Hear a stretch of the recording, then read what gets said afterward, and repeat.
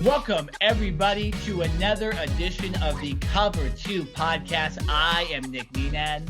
I am Jared Smith. Guys, and we are back. It's Super Bowl week, sorta. We have one more week until real Super Bowl week, but we know who's playing in the Super Bowl. The Kansas City Chiefs taking on the Philadelphia Eagles. Some would say this was kind of incoming the whole season. 2 number 1 seeds. You can't go wrong. You can't really complain. So we'll get to that a little bit later in the show. Jared, so we talked about the head coaching hires. So we already told you who it was. Frank Reich to Carolina, DeMeco Ryan's to Houston, and then the big one, Sean Payton. So let's get on Sean Payton. I'll give my thoughts on this first because, as you guys know, I'm an Arizona Cardinals fan. Sean Payton was linked to us for a while. And he doesn't end up going with the Cardinals. And he ends up going to Denver, who was, one of the most interesting teams last year, right? A team that can't score with one of the best quarterbacks ever, right? A team with a great defense, a team that had the weapons, multiple mistakes coaching-wise. And then now they have a really, really good NFL coach with a Super Bowl win, right? And like we mentioned with the Brady talk, Super Bowls are hard to come by in the NFL. And Brady has 7 of them. So my first thoughts on this is, good job, Denver. I wanted him. Cardinals fans wanted him. And he goes to a team that, has a great defense, right? Which is ultimately what you kind of need to be successful in the NFL. And a guy that turned Taysom Hill into a serviceable NFL player that won games with Andy Dalton and Jameis Winston, that trudged through years without Michael Thomas, right? That's used to playing with a big personality in Drew Brees and a great quarterback, right? You guys are lucky. I wish we had him, and I think it's going to be good. I think it's going to be good for Denver. I think this guy. I hear him talk on Fox, on Colin Cowherd's show. I hear him talk on the pregame show, and he just kind of seems like a normal guy, right? He's probably not uptight ass Nathaniel Hackett. He's not Brian Flores that might be a little more abrasive. He's not the Mike Tomlin who might be more motivational, the Bill Belichick that's extremely serious, right? He kind of just seems like he's a good dude that's a great NFL coach that knows how to turn the football off when it's time to turn the football off, and turn the normal guy drinking a beer with you at the bar on, right? So I think, to counteract apparently this very odd personality Russell Wilson has, to kind of fix that, right?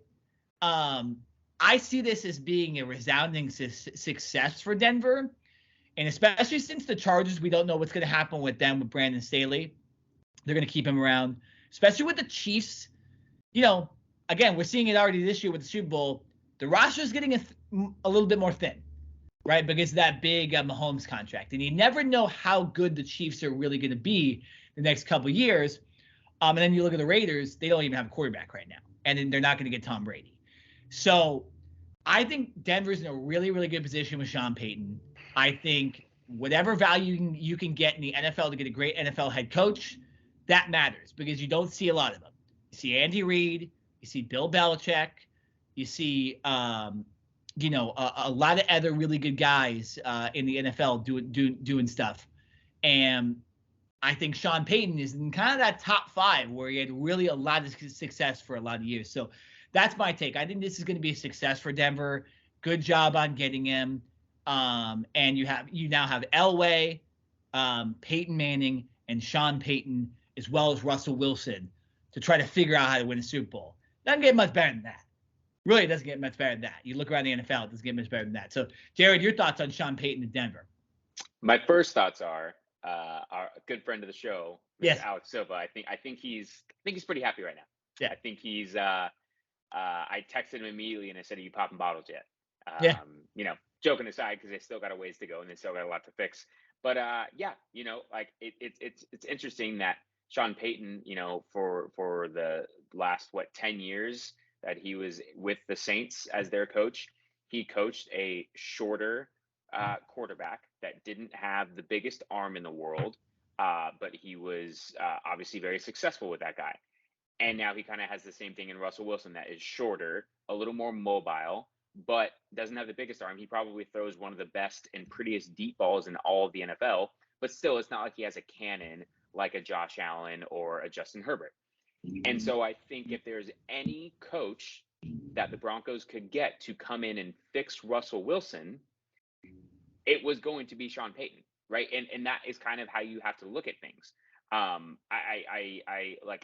think you can equate it to a lot of things, like with Dallas.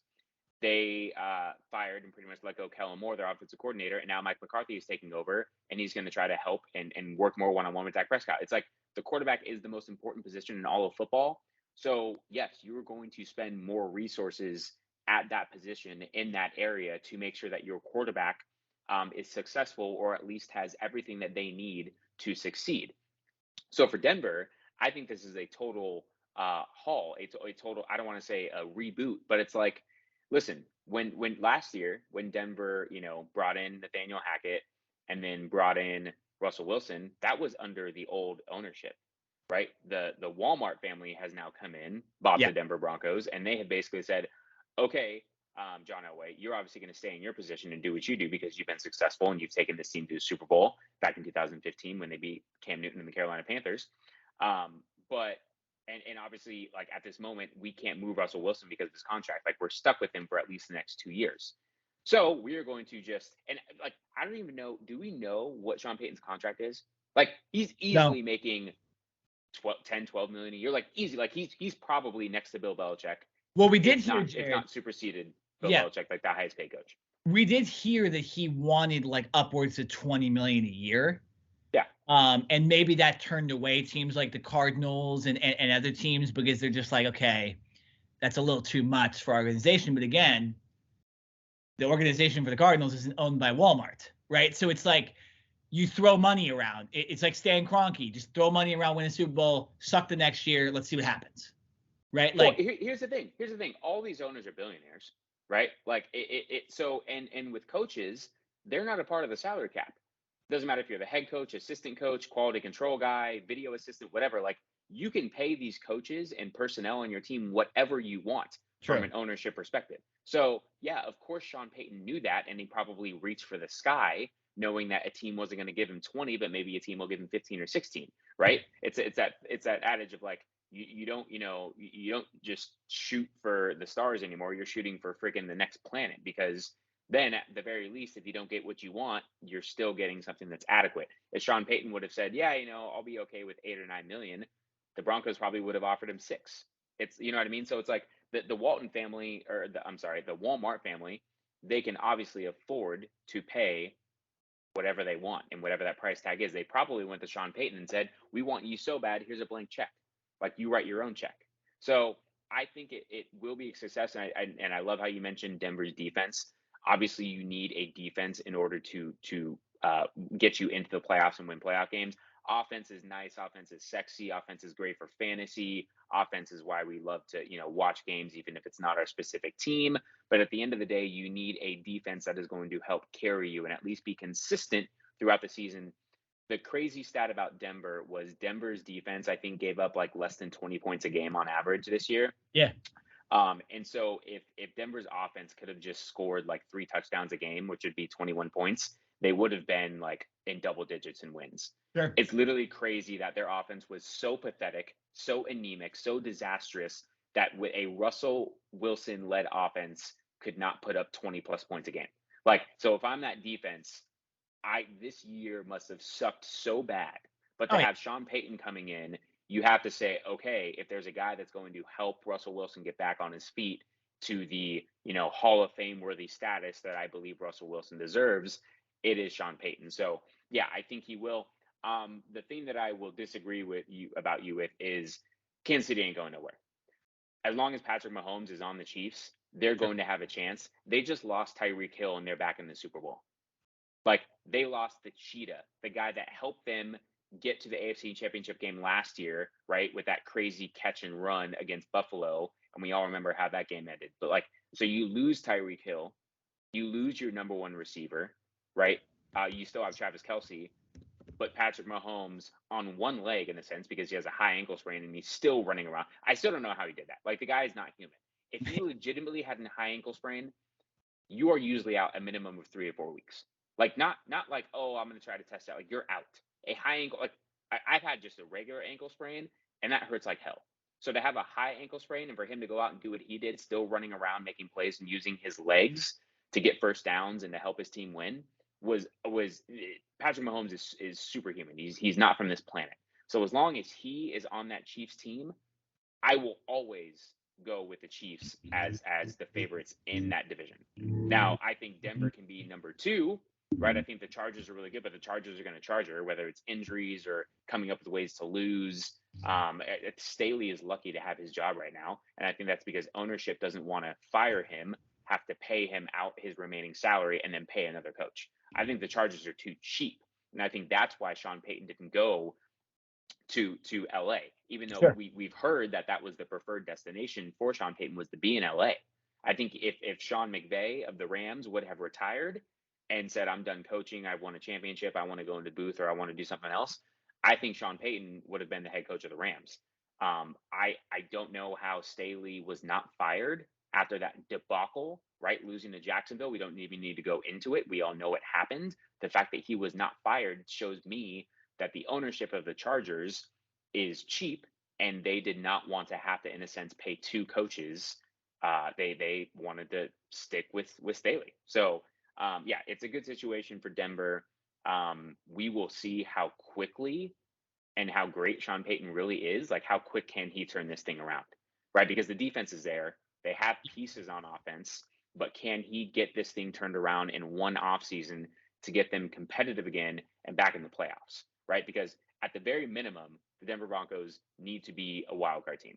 If the Denver Broncos don't make the playoffs next year, it is not a successful season. Like, we all say that, of course, every team wants to make the playoffs, but when you spend the money you spent to get Russell Wilson and also give up the draft picks that in the capital that he gave up, and then to give up another first round pick, and then next year's second round pick for Sean Payton, like they're trying to be the Rams, right? The Rams like don't have like first or second round draft picks for the next like 5 years.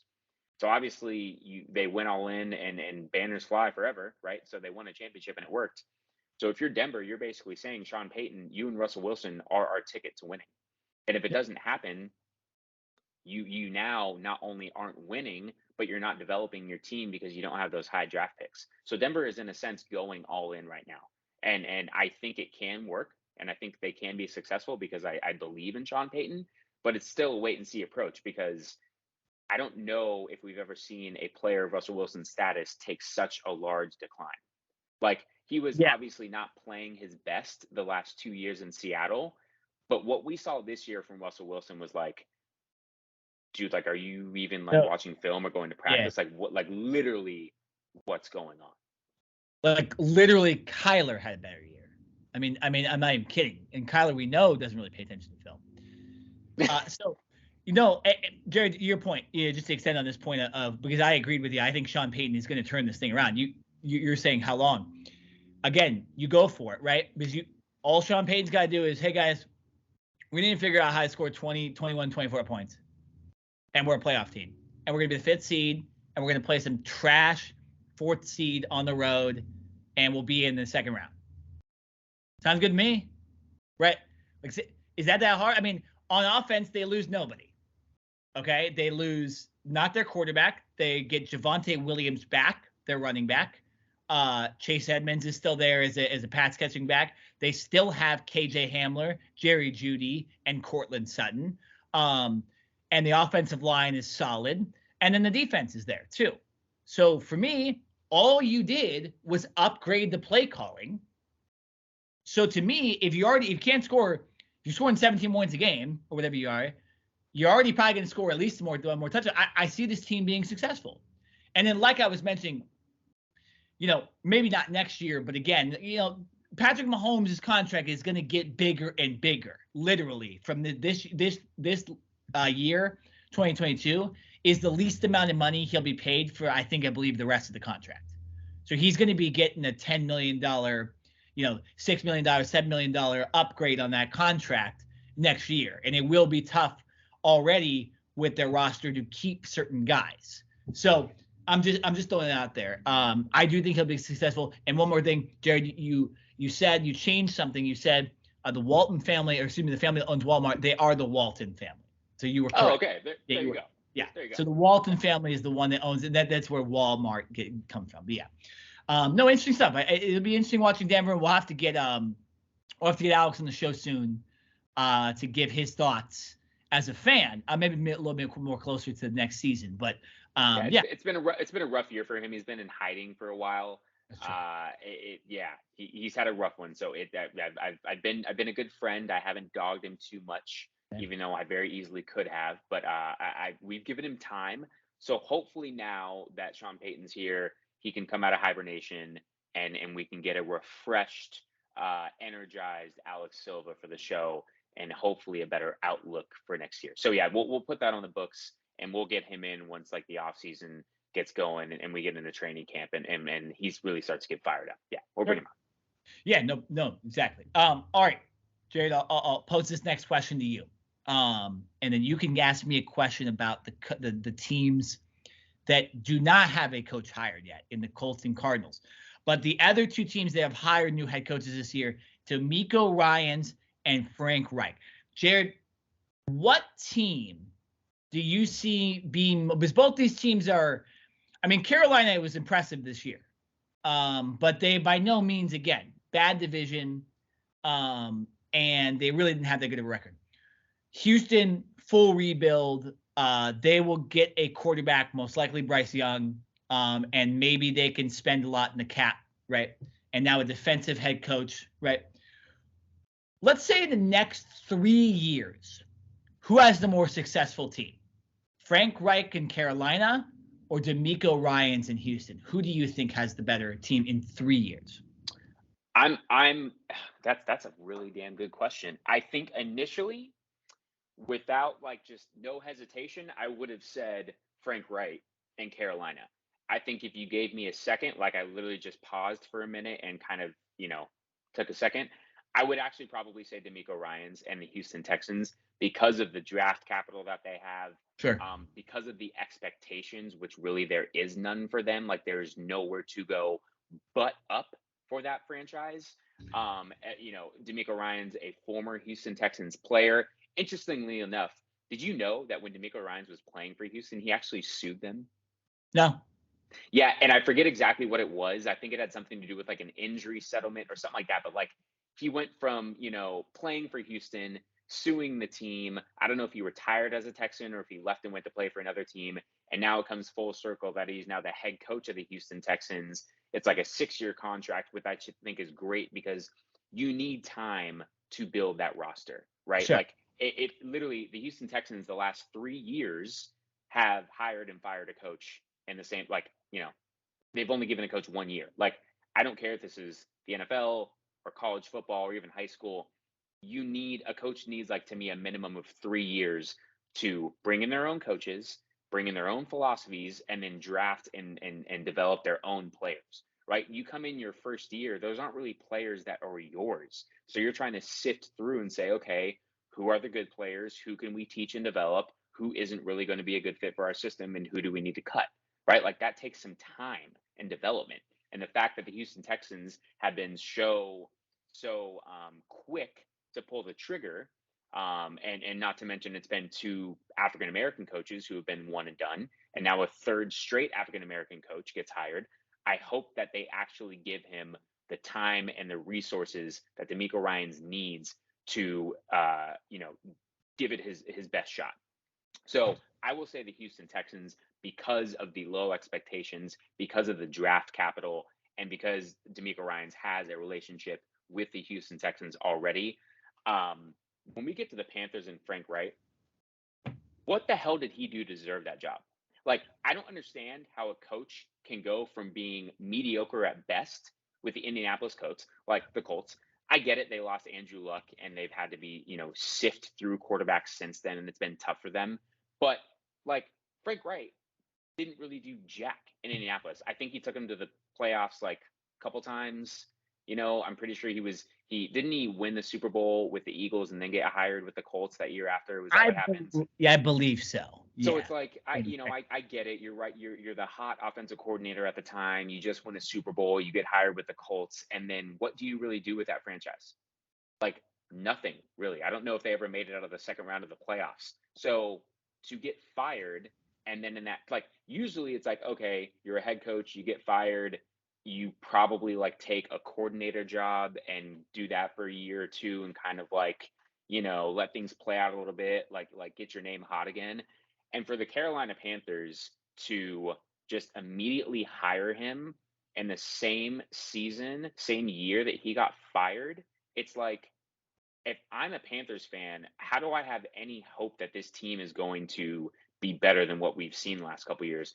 Because all I need to do is look at the Indianapolis Colts for the last 3 years and say, well, this is what they've done with the pieces that they've had.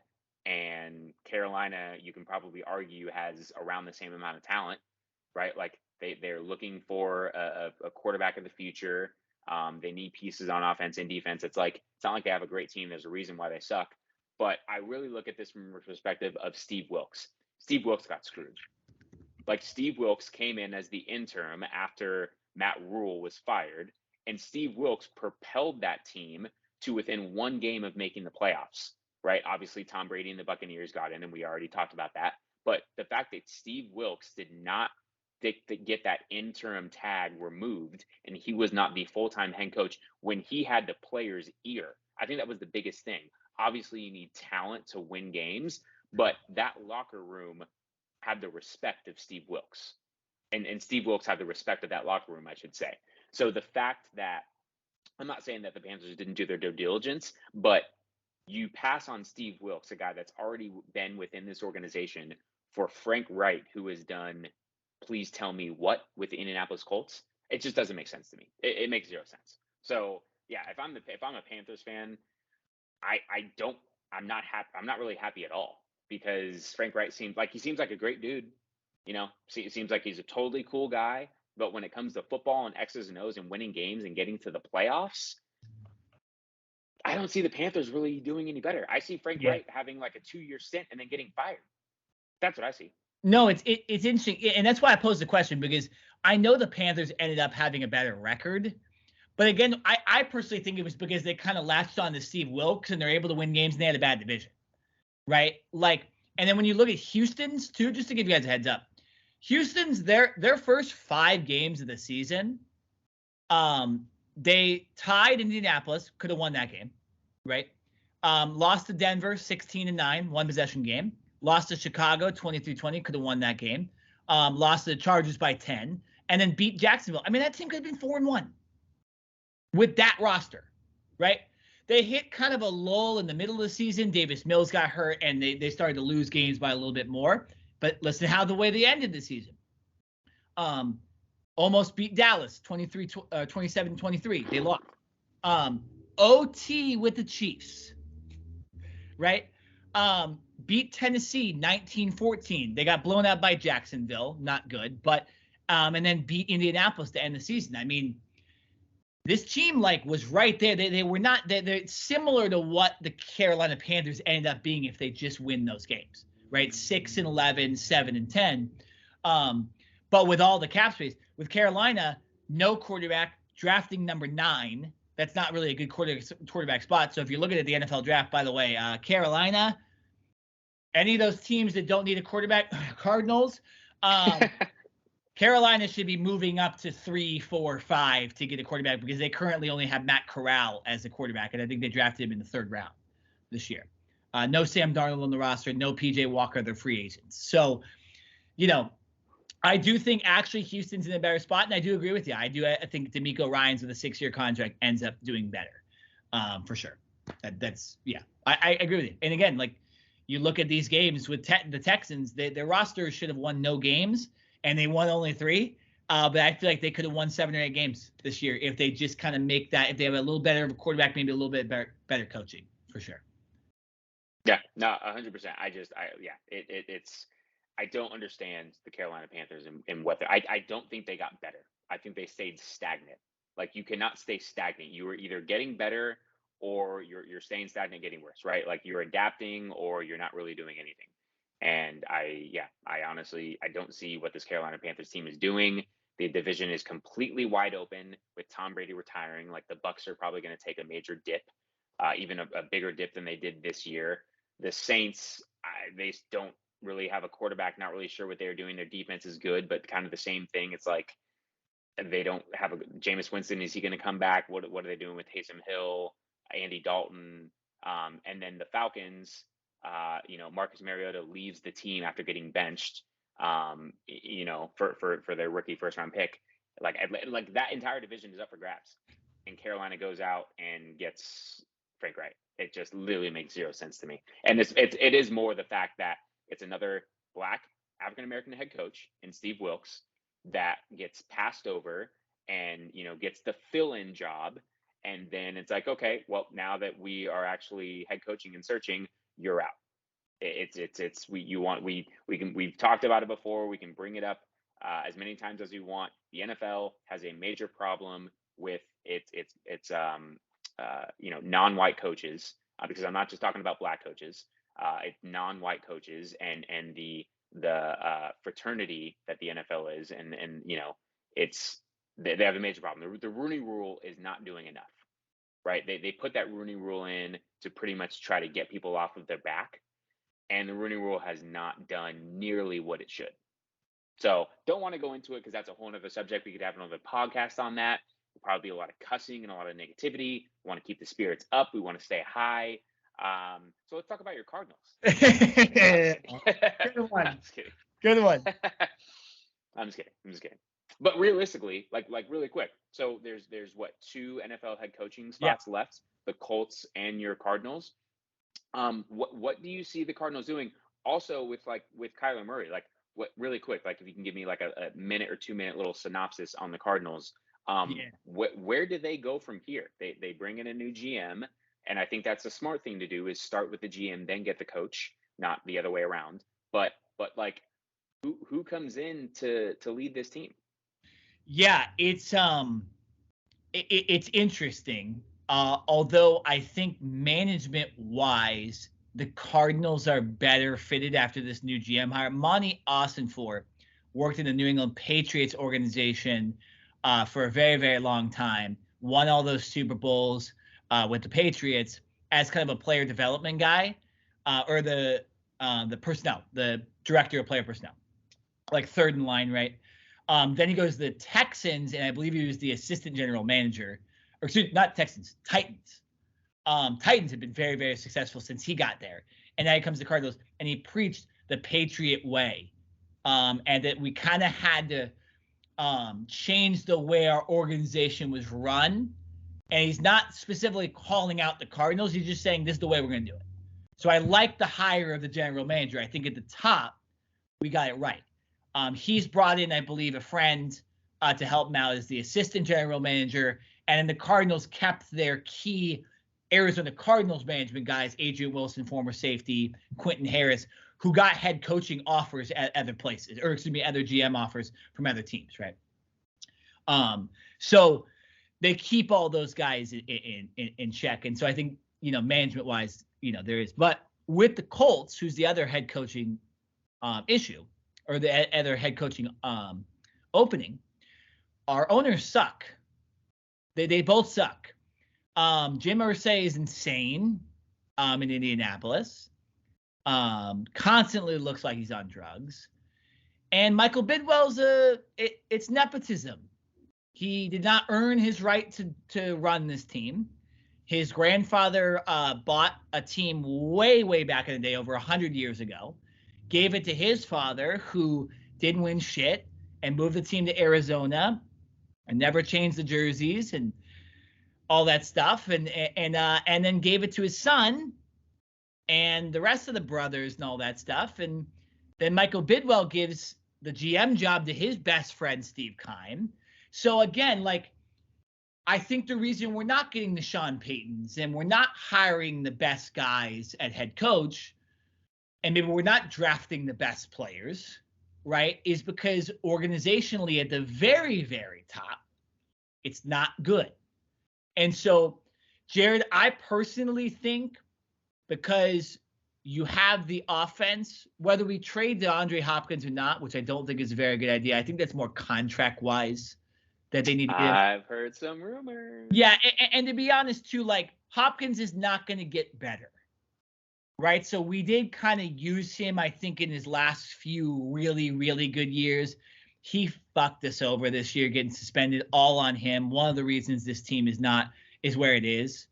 But again, maybe bad things need to happen to turn things around, and maybe you get rid of a guy that decided to do steroids for 6 weeks, and to the year. Maybe you bring in a coach to really evaluate whether Kyler is the guy, right? And you kind of just look at that and you go, well, maybe we don't have him for this year fully, and maybe milks that ACL like Odell did, right, and all that stuff, and just takes all next year off. You just gave him the bag, so for the next like 2 years at minimum, he's going to be your guy. Exactly. So you figure out if he's that guy, and you get a head coach in there. I think you have to go defense. So I think when you're looking at it, you have to go like Brian Flores, or I really wish DeMeco Ryans might have been our head coach. But I think you go defense because defense was a problem for us. I don't think Vance Joseph is it, because internally I think we just need to kind of restart, right? We have a lot of really good young players. We messed up Hassan Reddick, right? We should have had that guy. It sucks that we don't have that guy. He's dominating with the Eagles right now. He's one of the reasons they're going to the Super Bowl. And so I think you go full on defense and you hire an actual offensive coordinator instead of a head coach that kind of wanted to run everything on his own and didn't hire real NFL coaches. And I think you just restart. You start defensively, and then you hire an offensive guru. That's what I think the Cardinals do. As far as the Colts go, I don't care who your head coach is. Just draft a quarterback and you'll probably be okay. Draft a quarterback. Indianapolis Colts are 4th pick, right? The Houston Texans will draft somebody.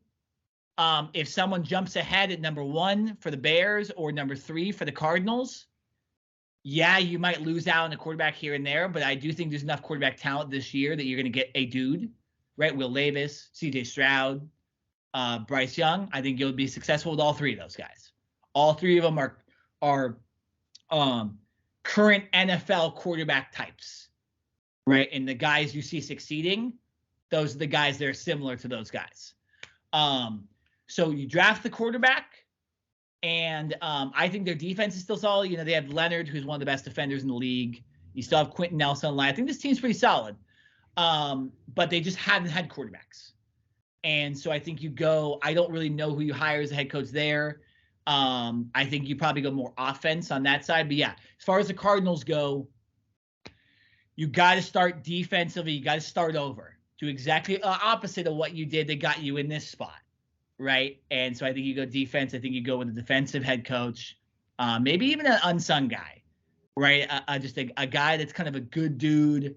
And so, yeah, just, maybe you – I think we interviewed the Bengals defensive coordinator. Fuck it. Just go hire him, Jared. Okay? Brian Flores. This is funny. If the Texans can do it with DeMeco Ryan, because he sued the Texans, Brian Flores is currently suing the Cardinals. Just go hire him. Okay? And that's all about the Steve Wilkes stuff, which you just brought up. So, yeah, it's tough, Jared. It really sucks that we didn't get Sean Payton. And let's just move on. Okay? Yeah, I'll say this really quick. And lastly, obviously Kyler Murray and Cliff Kingsbury came in together. Yeah. And that was under an old GM, but still the same ownership. And now that Cliff Kingsbury is gone, you just gave Kyler Murray that long-term extension. But I think the NFL is starting to change a little bit to where, yes, money isn't always guaranteed, but I think it's a little more common for players to be traded, right? It's not like, oh my gosh, like this guy has a crazy huge contract and he's got to play out his contract and then we can trade him. It's like, if a team wants a player bad enough, they'll figure out a way to get him. Or if a team wants to get rid of a player bad enough, they'll figure out a way.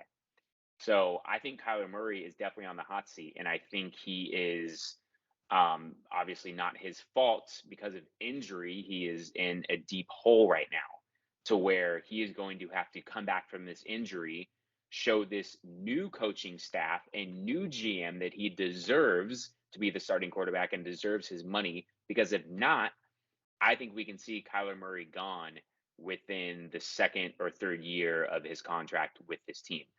I don't think Kyler Murray. I'm not. I think he comes back when he's healthy. He definitely gets the starting spot. But I think it's a shorter leash than some people may think.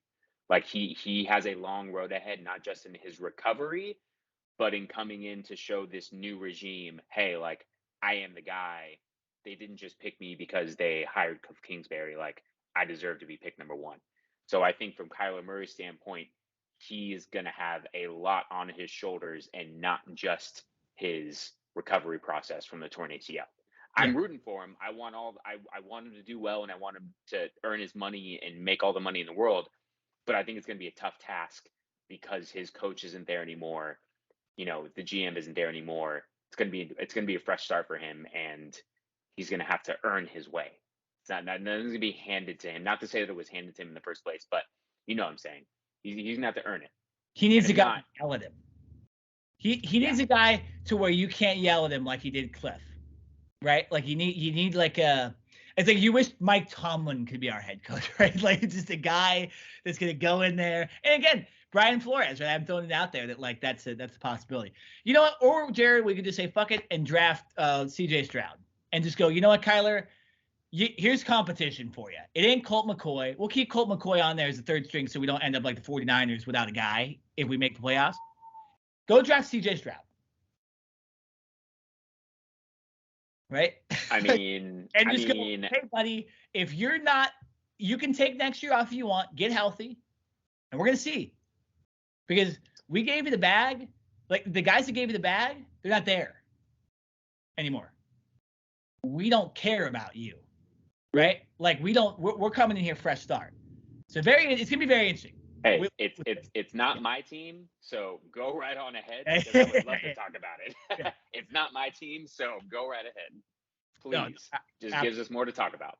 Okay, so before we get into the Super Bowl, I did want to pose. I forgot to pose this earlier. Maybe I'll clip this out for social media. But Jared, do you think that the NFL should retire number 12 throughout the league? They didn't do it with Michael Jordan, but they did do it with Gretzky.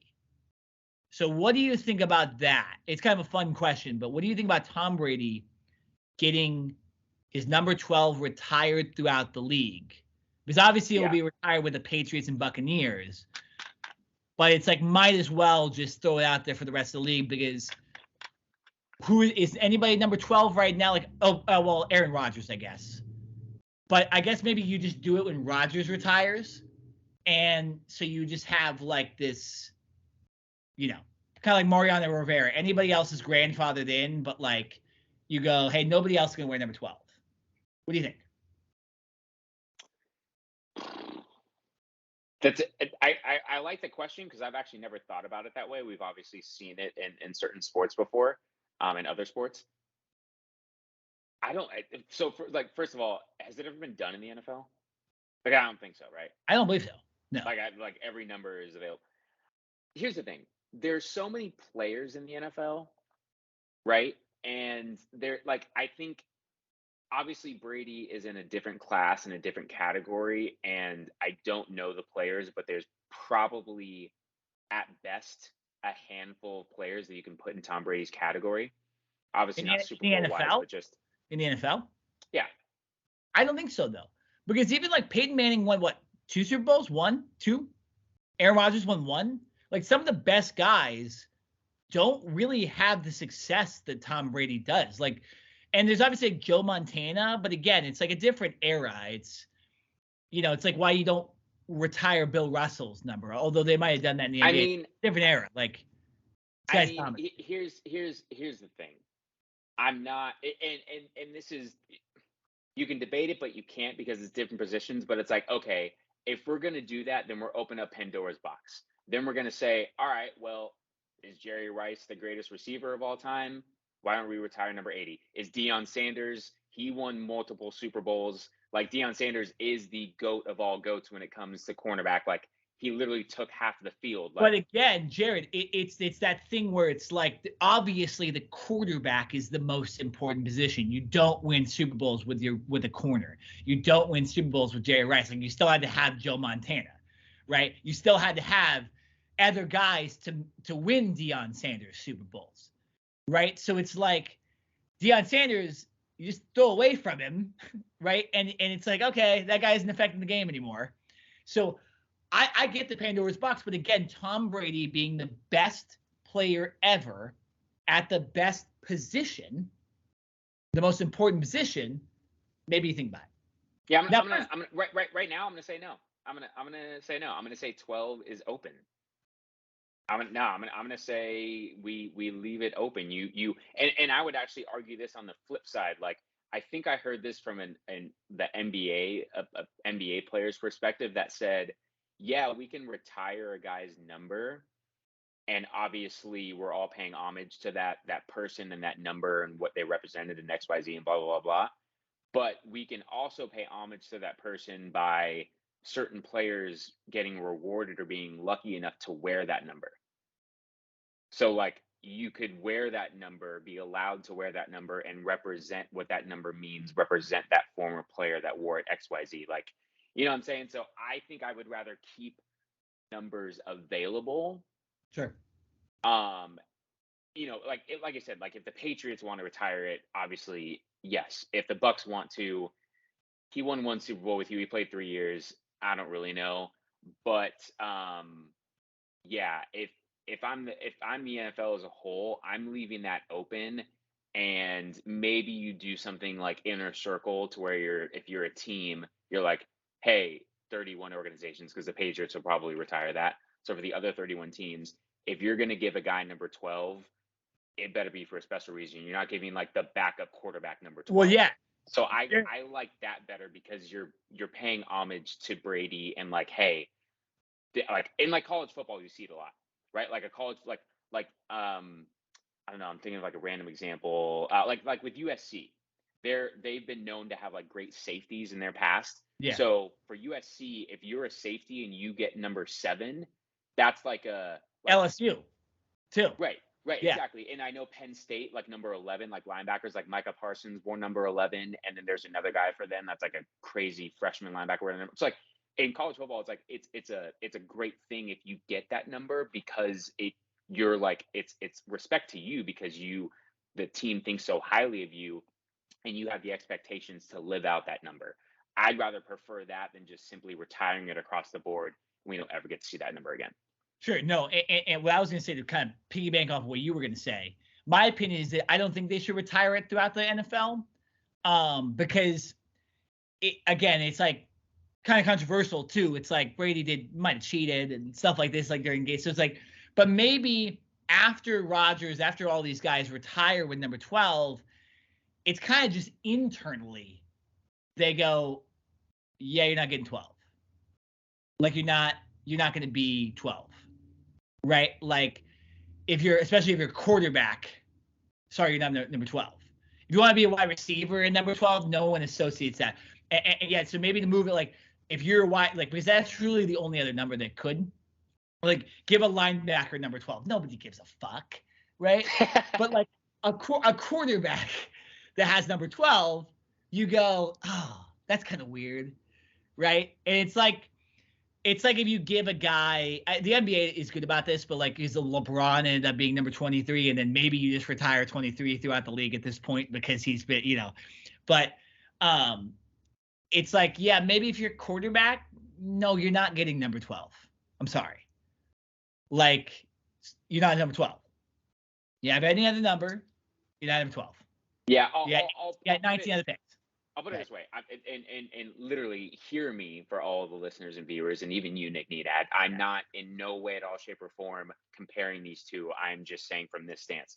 When Tony Romo retired, like there was debate. Oh, should Dallas, put 9 in the Ring of Honor? Should Dallas retire Tony Romo's number? They obviously didn't. And now Kevontae Turpin, their punt returner, wears number 9. So it's like, yeah, like I don't even like 9 with Kevontae Turpin now. It's like whatever. It's a random number. Like I don't even really think Yeah, about Tony Romo with that. It's like, who cares? If there was another quarterback that was coming in to back up Dak Prescott and they gave him number 9, that will probably be a little weird from well, like a Cowboys it would be perspective, you know weird. what I mean? Yeah, that's what I'm saying. It'd be weird because I thought a bit about this. I'm saying this because I wouldn't want a receiver wearing number 11 for the Cardinals. I just wouldn't. It'd be strange. And Right. Fitzgerald will get his number 11 retired, like no doubt, probably next year to get some people to go in the stadium because we're going to be 5-12 next year. But you know, I don't want to see another receiver wearing number 11. Sorry, you don't get to. Larry was the guy that like ran our organization and was a super good dude. Like you don't get to do it. And like you're saying, there's probably a guy on the Cowboys that you're like, yeah, it'd be weird if you wore that number. Right? Or if you're Patriots, like, dude, you're not wearing 12. Sorry, nobody's wearing. Yeah, no, and you get it if it's Mahomes, that team. nobody's wearing 15, right? Like later after this, like. Yeah, no, Mahomes is already like pretty much Hall of Fame. Put his thing up. It's you might as well put it up now. Like get the statue in front of the stadium already. It's go ahead. It's already done. It's signed, sealed, delivered. Like go ahead. Yeah. No. Yeah. It's gonna be interesting. That's why I wanted to ask the question. It's interesting. All right, Jay. We'll do more of a Super Bowl full preview, and this podcast was never going to be kind of our full Super Bowl preview. But your first thoughts on Eagles versus Chiefs? You know, we haven't heard about injuries. The injury report hasn't come out. You know, we're a full 10 days till the Super Bowl. Your initial thoughts after seeing this weekend's games and what transpired. Who is your favorite to win right now? I can't physically say it. Oh God! But it's not the Chiefs. I can't say the name. My mouth. I will throw up. I can't. I'll say it. I can't do it. But it's the other not the Chiefs. The team that the Chiefs are playing. I'll do those guys. Yeah, I'll do it for you. The team I believe is going to win at this point, barring an injury to their quarterback, is the Philadelphia Eagles, who dominated the NFC East this year. Because they have an extremely good quarterback that can both run and pass successfully. They have weapons at wide receiver that are healthy. They run the ball better than most teams in the NFL. They have the best offensive line in the NFL. And they have a very, very good defense they spent money and capital on this year. And all of them are essentially healthy. So I see no reason to why the number one team all year, who hasn't lost a lot, should lose the Super Bowl against a team that technically got worse and did not win the Super Bowl last year. Just throwing it out there. So I believe the Philadelphia Eagles right now are my favorite, and I'll go more in depth on our actual preview, but I do think it's the Philadelphia Eagles. In the NFC against the Cowboys. This is so painful to say, but here's my my way of, you know, if you ever watch First Take on ESPN with Stephen A. Smith, and you know, a lot of times every Monday he goes up against Michael Irvin, and during the season it's always a battle, and obviously Michael Irvin's the former Cowboy, and Stephen A. Smith doesn't necessarily hate the Cowboys, he hates the Cowboys fans, but it's a whole thing, right? But Stephen A. Smith always is like this. He's like, no, like I want the Cowboys to be good in the regular season, and even win a playoff game like they did this year. He's like, I want the hope to be there. Like the greatest thing that we have is hope, right? He wants their fall to be so big that it literally it hurts deep down inside, which it did. I asked my girlfriend. It was rough. It was rough. That's what I want for Philadelphia. That is my only saving grace, is that Philadelphia has risen to the top. They have all the expectations in the world. They're probably going to be the favorites over Patrick Mahomes and the Chiefs. They have the best roster in the NFL. They have a really good coach. They have a great front office that's aggressive and brings in players and not afraid to spend money. They have the perfect consumption, perfect nucleus put together. And if they lose this Super Bowl, it's all coming crashing down. So that is like my like, they I have agree. everything. They have everything. They have it all. And it could all come crashing down if Patrick Mahomes on one leg with a high ankle sprain, no Tyreek Hill, the defense is okay. It's Jones, what's his name? Jones on the defensive line is like, he's taken over as probably the best defensive lineman over Aaron Donald. You know what I mean? It's like so dominant against he's unreal. He's unreal. But it's really not a competition. Like, the Eagles have the better roster. So I just said their name. I can't believe it. That team, if they lose, just wait till we come back on the podcast that following week. Hey, as I have no skin in the game here. Okay. It'd be nice I watched the Chiefs play the Cardinals week 1 and just destroy us. And it'd be nice to see that team during this year to be like, oh, I saw the Super Bowl champs, right? It'd be nice to do that. To give you some hope, right? The last 18 Super Bowls, 15 of the winners were wearing the white jersey, and the Eagles ain't wearing a white jersey this next Sunday. So just throwing it out there. And when the Eagles won last time, they were not wearing the white jersey. They were like 15 and 1. Yeah, they were wearing the green. No, the Patriots, like, because they literally for like a span of a decade were in the Super Bowl like every year, every other year. That was a Bill Belichick thing, and not that he started it, but he always wanted to wear white, even if they were technically the home team. He wanted to wear white. So I'm happy that the Chiefs are wearing their away white jerseys. Let the Eagles wear their home jerseys. Give all the praise to them. Let them hear it. Let serenade them for the next 2 weeks, week and a half. Give them all the glory, all the praise. Lift them up. You know what? I like, in all seriousness, I really do like Jalen Hurts. Like, the fact that, he's able to literally like turn into and freaking all-star after the first 2 years. I was like, dang, like, is Jalen Hurts going to be the guy? And then all of a sudden he's a freaking MVP this year. No, I do like Jalen Hurts. I can't not like him. Like, there's nothing he's just a cool, calm dude. Like, yeah, he has his moments where he can get fired up, but honestly, I don't know if I've ever liked one Eagle player in my entire life. I'm not going to lie. Like, I like Jalen Hurts, and that's about it. Yeah. Everyone else on their team can suck it.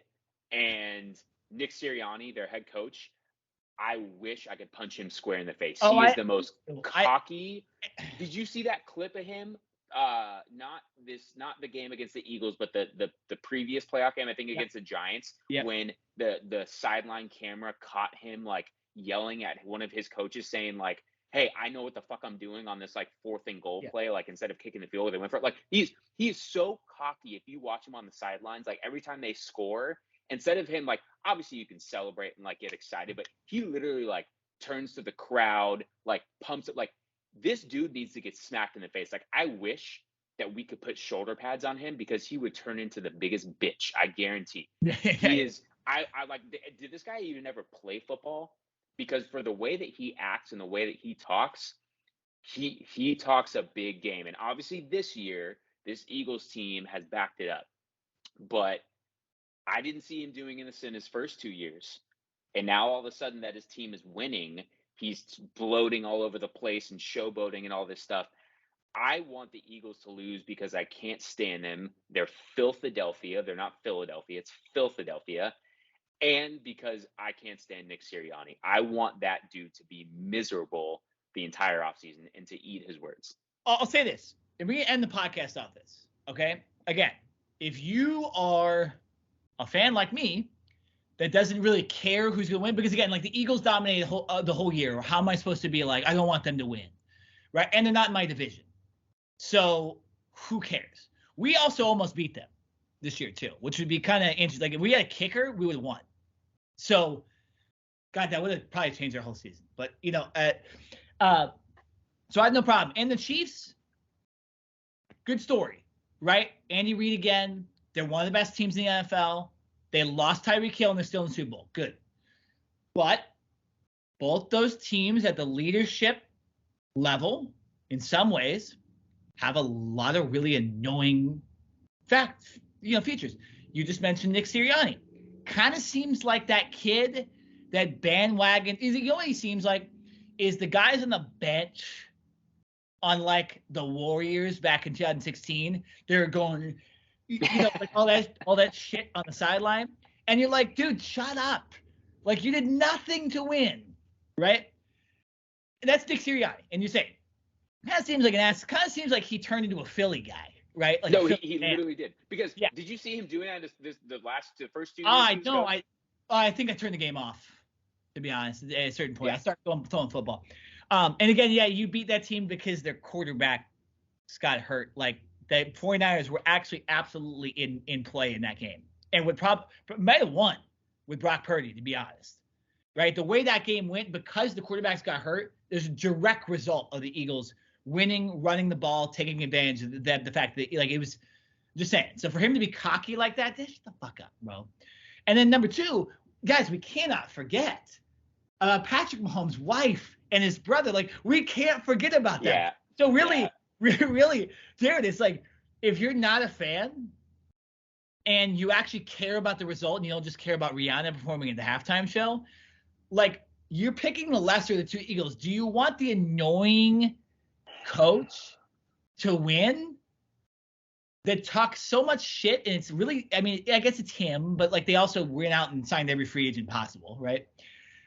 Or do you want Patrick Mahomes' wife and brother to have more ammo on TikTok and Twitter? Like the lesser of 2 Eagles. And Jared, I say we leave the podcast there before we do our Super Bowl preview later in the next week. We'll leave it there. Who do you guys think is going to win the Super Bowl initially? Comment below. And who do you want to see lose more? Patrick Mahomes' wife and brother or Nick Sirianni? But yeah, Jared, any last thoughts on a big podcast in the NFL? Any last thoughts? Sean Payton to Denver, Tom Brady retiring, Super Bowl coming up. Any last thoughts? Yeah, Dallas isn't in it. Like, can I win one? Can I get one? Like, same. I'm not asking for a whole lot. Man. I'm not asking for a whole lot. I was 5 years old when they. What'd you think about that last play against the 49ers? We're not. I've moved past it. It's there's a reason we didn't do this show the last couple weeks. Oh, excuse me. And I forgot. What about Brett Maher, your kicker? You can bring it back to me, Mike. Bring it back to me. Our quarterback plays video games every day. Our coach is doing coke in Thailand with his extremely attractive girlfriend, and we have no head coach. Like you guys are way better off than us. Bad play. Yeah, that's true. That's true. But it's just not. It's not. I'll say this. There's a reason why Jerry Jones came out and said that Mike McCarthy is going to be calling plays. It's because Mike McCarthy's job is on the line. Mike McCarthy knows if I go down, I'm going down swinging on my terms. So yeah, like Dallas, just win one. I don't need you to become a dynasty. I would love that. I'm not asking for all. I'm just asking for one. Like while I am still young and able to go out and celebrate like a degenerate, just give me one. Yeah, that's all I want. Yeah, just right. We're not getting younger. Like I want to be able to go out in the streets and just go insane about our football. Give me one off season to gloat to all my friends. Just show off in their face every single time I see them, text them every single day, remind them that Dallas was a Super Bowl champion. Just give me that one offseason. That's all I need. And then it's the thing. You've seen the Lakers win, right? NBA Finals. You've seen the Angels win a World Series. As far as me, because I follow hockey, I've seen my Kings win twice in 3 years. I saw the Dodgers win. I saw the Lakers win as well. We have not seen the NFL Super Bowl, it's crazy. It's insane. All right, things to look forward to next week. Another Cover 2 podcast. We'll be talking about the NBA trade deadline. We'll also be talking about most likely LeBron being the all-time scorer. It's going to happen next week. He's 89 points away, and they played last night, so he's even closer to the Pacers. Because this is being released on Friday. We're recording Thursday. They're playing the Pacers tonight. He'll get at least 20-something. And maybe even 30. So he's going to be about 60, 50 points away as this podcast is released from breaking the all-time scoring record. So we'll be talking about that, the NBA Finals, and we'll be doing a full NFL preview next week at some point. Jared, good to be back. Lots more to talk about next couple weeks. Super Bowl is here. But for this podcast, we are done. I am Nick Nenad. I am Jared Smith. And we'll see you next week.